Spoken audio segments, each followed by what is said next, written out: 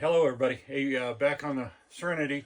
We're going to do a quick video here on a kind of the overview of the electrical system. There's some worded confusion at times about it. One of the things that makes it complicated is you got so many different sources of power. You've got the shore power, which is when you're plugged in at the slip. And that's basically more or less just like you got on your house. And when you're set up for that, you're over here on shore power. This is the breaker you're using. And basically you got power for everything at that point. You can run the generator, or excuse me, you can run the, not the generator, let me clear that up. You can run the air conditioning, you can run the 240 volt stove, and pretty much everything else. And when you're on shore, you actually have enough power where you could run both the stove and the AC at the same time. And just for clarification, that's really not the case with the generator. The generator doesn't put out enough power to do both the AC and run the stove and the oven at the same time. So you have to make a choice if you're out on the lake and you're using the generator. So go back to now the sources. So you have the shore power. We talked about the generator. When you switch over to the generator, so you're out of the slip, you're on the lake, you can actually use it going down the lake if you want. But certainly when you're beached. So what you would do then is you would shut off the power. Ideally, you'd go out and shut off the power at the pedestal, at the slip. You shut that off first. Well, no, I'll take it back. You shut this off first, okay? Not to confuse you.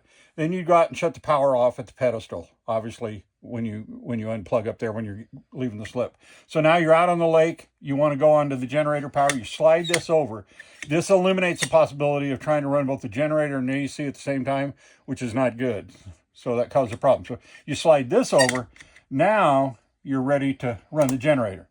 So what you would do when you get out in the lake to run the generator, you're over here. This is your generator control, the remote control for the generator. Try to have it quiet if you can, so you can hear the generator. So what you want to do first is you do this preheat. What that does is basically just start the electric fuel pump and get up to fuel pressure prior to you trying to start. So you just hold that for, push it this way. You hold that for a few seconds. While you're holding it then, after 5, 6, 7 seconds, then you push the start. There it goes. Once it starts, you're good. Let it run, get up to speed, have somebody go out there, make sure it's pumping water, so it's out the starboard side, kind of right off where the generator is. Make sure it kind of gulps water and spits it out and surges. If it's pumping water, then you're ready. So then what you would do is you'd come back here after it's running and you flip the breaker up. Now you're back on your generator power. I'm going to back up a little bit. So these gauges up here, that's just testing the battery. We're way up over 15, which when you're charging, that's about where it should be.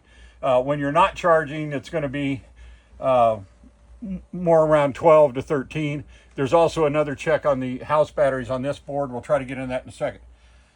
Then you've got the amps for each leg. So when you're both the generator and the shore power, you have 2 legs of 120. That gives you the 240 volts. So you've got a leg A. And this is just amp. So we really are not running anything. We got a few lights on and whatnot.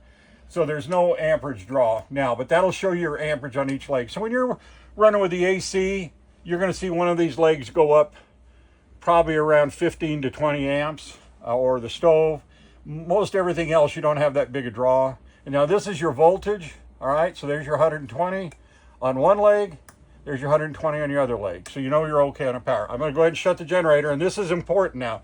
When you shut the generator down, you got to think you're choking a rat. You got to hold it and just keep holding it. Oh, one thing I didn't do there, and I should have, you want to turn the power off before you turn the generator off. We don't have anything really running, so we wouldn't have heard anything.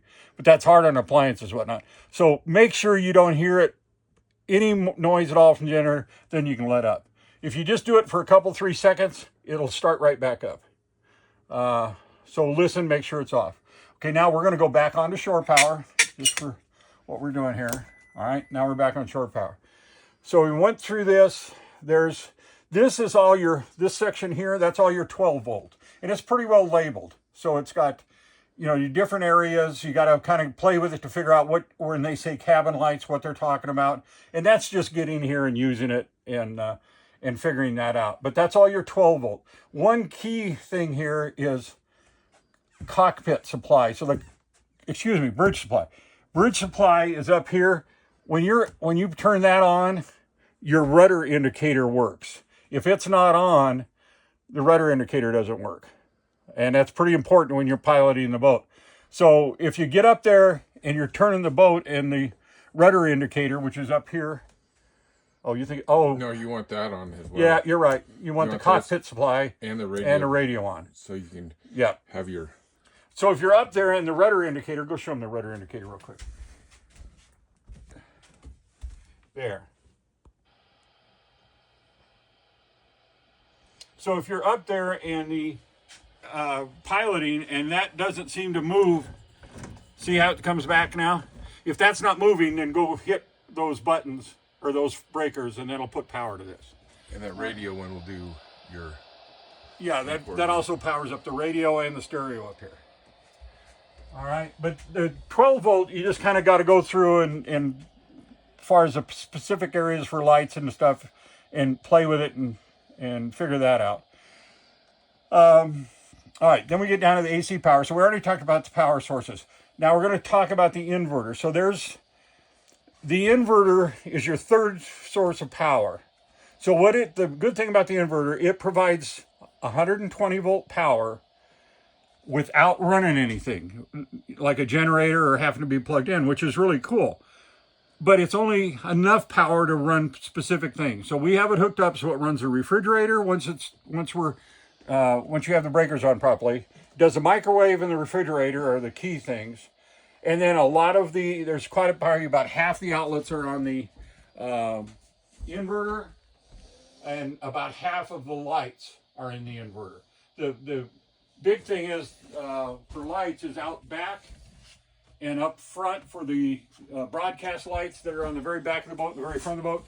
Those are on the inverter. So if you're having trouble at night and you need to check your anchors out, you don't have to start up the generator because those big bright lights are 120 volt. So that's how the inverter works. Now the inverter could get power itself. That's sort of your fourth power source is the solar panels. Now they don't give direct power, but they provide power to charge the batteries that the 12 volt batteries that the inverter uses to create the limited 120 volt batteries. So that's where it gets confusing. And that's where this panel comes in. And you can make this as complicated as you want, but if you just leave it alone and just go through the screen, it'll show you what your biggest thing is. What are your battery voltage?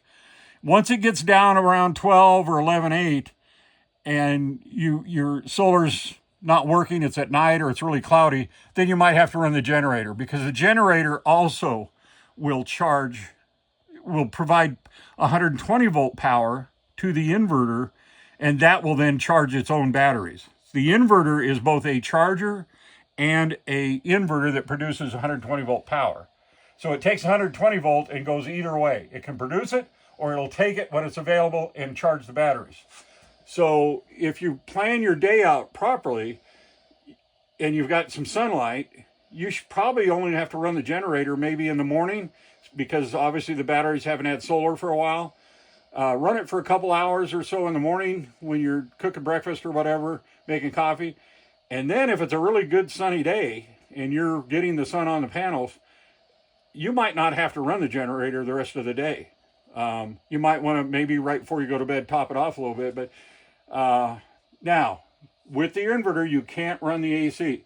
So if you're out on the lake and you want to have either air conditioning or you want to run the 240 volt stove, you're going to have to run the generator. So that's a trade-off. The problem with the generator, it's pretty quiet, but it provides some noise, and obviously it limits when you're swimming out in the back of the boat. You don't want to do it on the side with a generator, so that kind of limits your activity. So it's good to have the solar, and it works really well. And if you plan your day out and you can get by without AC for a while, that gives you a good option. All right, thank you. All right, so go back to the 12 volt. There's the key one here is your water pressure. So once you leave the slip, you're no longer on the dock water pressure. You have to unhook that before you leave, obviously. So then you would go on and you go to water pressure. That provides power to the 12 volt pump. That's a pressure actuated pump that gives you your water inside the cabin. What's the other key one? All right, so I'm going to go down here real quick and we're going to talk about, if you notice, some of these breakers have the little red zip tie in them. See them?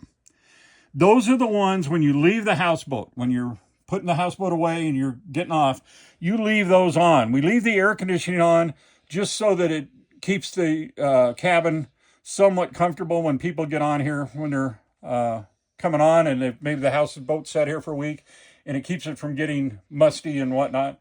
So that's the air conditioner there. We keep the inverter on because that's used in, it's taking there's some solar available. It's charging the batteries there. We leave that on. It also provides power for the refrigerator. So that way we can leave the refrigerator on and keep it cool when somebody gets on the boat. And we keep the battery charger on, obviously, to keep all the batteries tops off. That's a separate battery charger that's out back, not the inverter. And that keeps all of the batteries in the back engine cabinet going.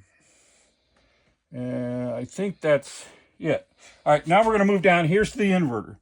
So this panel here is specifically for the inverter.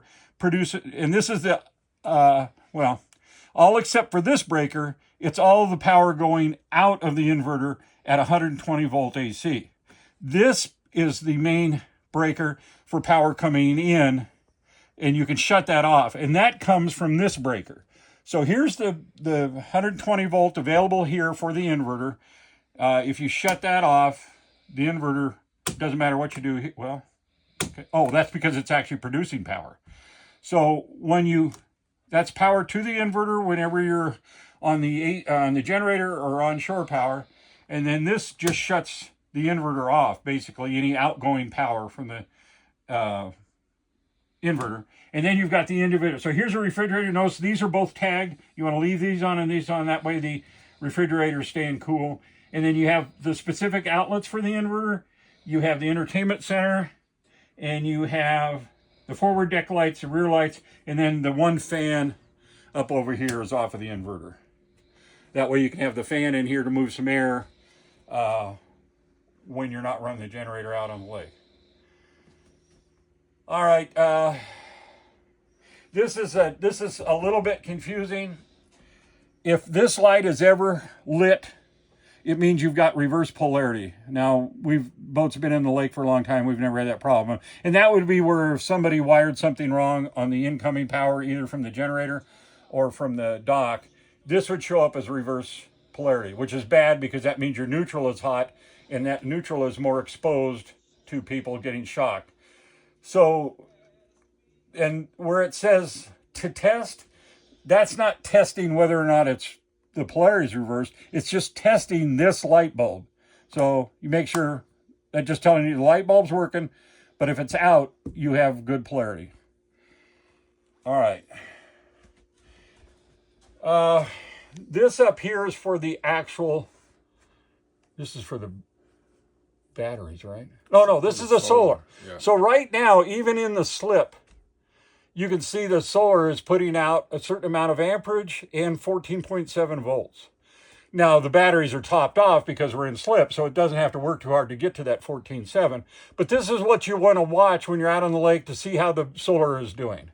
Now, every once in a while, and we've got it written here, you'll get an error code, and it's this, I think it's G07 or 607. All that means, there's nothing wrong with the solar. It just means that you're above about 95 degrees in the cabin. And once this gets up to 95 to 100 degrees in the cabin, this individual little panel has an error code saying it's too hot. And as soon as you cool it down, that should go away. But your solar should still be working. And then this is the inverter. Like I said, this can get really complicated, but basically you just want it'll show you whether it's, so right now it's an AC charge out, and theoretically, I'm probably gonna, so if I turn this off, yeah, see, it immediately goes to inverter. So if it's doing that, it's doing exactly what you want. And that's almost an instantaneous switchover. So at least the stuff that's getting power from the inverter, you might hear a little burp, like with the refrigerator if it's running, but it switches over real. Now when I turn power, so let's say you start, let's just say we're running the generator, and I turn the generator on, it should go back. Give it a minute.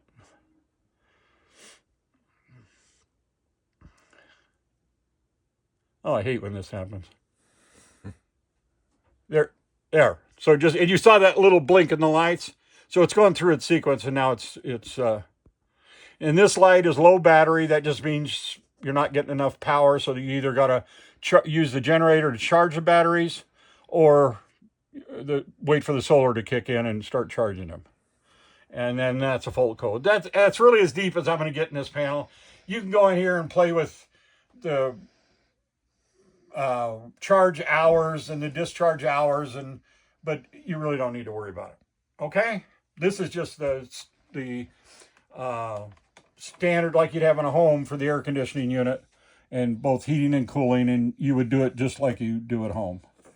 Again, you'd have to be on shore power or a generator for this to work.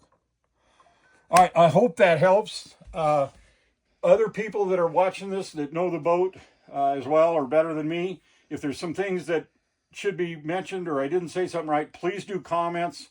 Bring it to my attention so we can make sure everything's correct. But I think that gives you a kind of a good feel for how the electrical works, and kind of if something isn't working, where to go to see what happened. It's basically all how the power is getting routed through the system. And so you got your status, 12 volt, 120 volt. And then off of this breaker, you've got the inverter. And then the only other thing is the solar going, and then your inverter. So that's giving you the information, but that's basically how the power works. All right, I hope that helps everybody. Thanks.